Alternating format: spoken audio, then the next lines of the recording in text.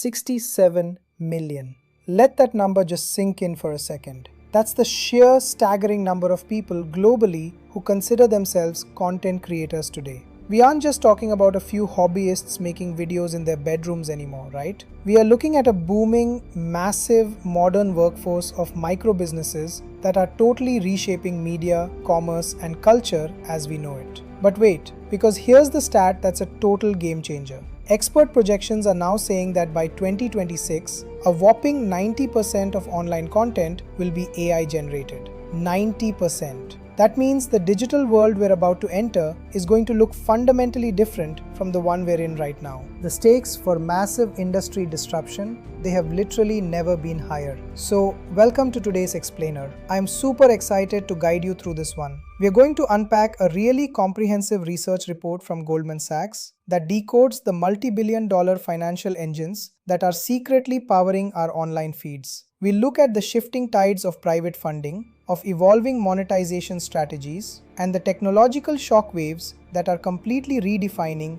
what it actually means to be a creator today. Alright, so here's our roadmap for today. We'll be hitting the creator economy boom, evolving monetization models, the AI content revolution, life after TikTok, and wrapping up with the big tech winners. Section 1. The creator economy is booming, driven by a massive surge in private funding.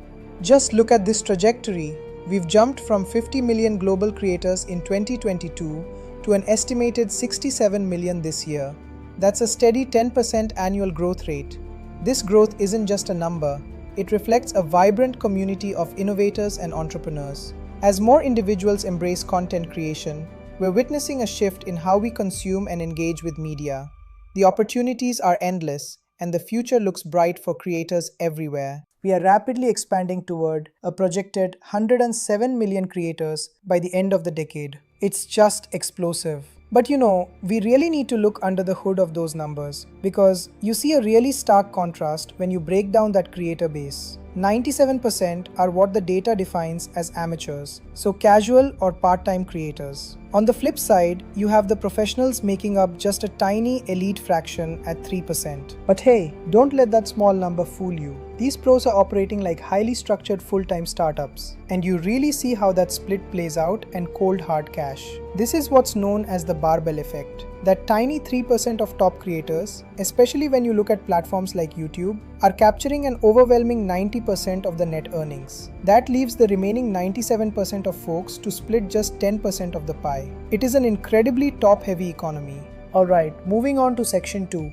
Evolving monetization models. So how are these micro businesses actually generating their revenue? Well, Goldman Sachs breaks it down into 3 main pillars. You've got the platform payout model, which is like direct revenue sharing. Then there's audience-based monetization, so things like virtual gifts and subscriptions. And Fin brand direct deals, which is basically your traditional influencer marketing. But the really crucial takeaway here is that smart creators, they're no longer relying on just one of those pillars. They're using a blended approach. Platforms are actually moving away from those fixed creator funds because those just get diluted as more users join, and they are replacing them with tiered performance-based programs. Meanwhile, creators are acting like true modern startups. They are diversifying their income through audience subscriptions on sites like Patreon, selling their own merchandise, and even hosting live in-person events. And to support that blended approach, a massive ecosystem of creator tools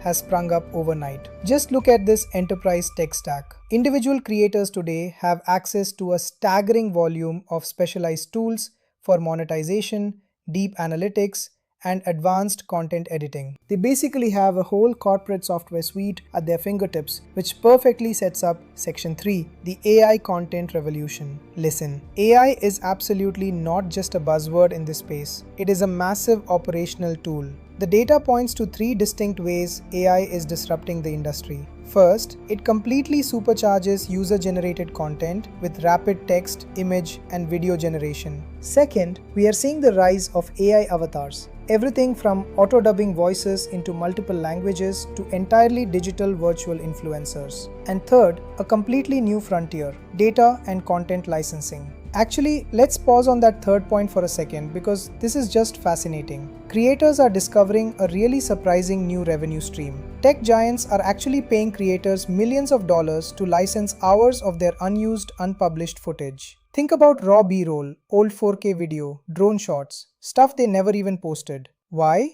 To train their next generation AI models. It turns out your cutting room floor is now a gold mine. Next up, Section 4, Life after TikTok. So, looking at this from a strictly analytical geopolitical standpoint, if TikTok's operations in the US are ever limited or go completely dark, it creates a massive vacuum, a huge void in both user engagement and advertiser budgets. So, who steps in? Well, the data suggests Meta's Reels and Google's YouTube Shorts have a high potential to absorb that displaced ad spend, with Snapchat following pretty closely behind in the medium tier. And the current data really builds a strong case for these safety nets. When you look at the 2025 projections for US creator revenues from sponsored content, YouTube and Instagram are already commanding the market at $3.5 billion and $3.2 billion respectively. They are already ahead of TikTok. So logically, they possess the existing infrastructure to become the primary migration targets for both creators and advertisers if a shift happens. Finally, let's wrap things up with Section 5,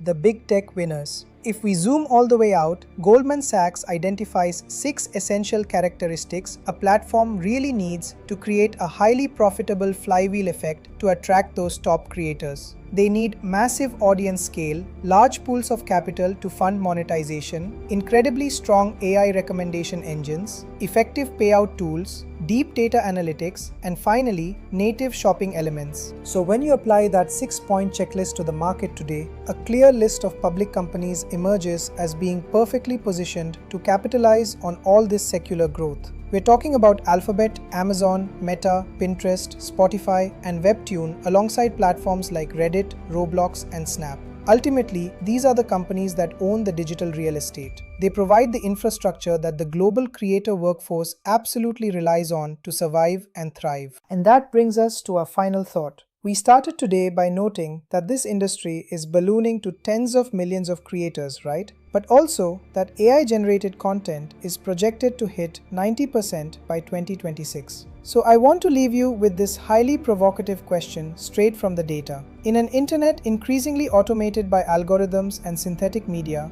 what becomes of the human creator? Will human authenticity become a premium commodity, or will it just get drowned out in the noise? Thank you so much for joining me for this explainer, and I really hope this sparks some great curiosity as you scroll through your feeds today. See you next time.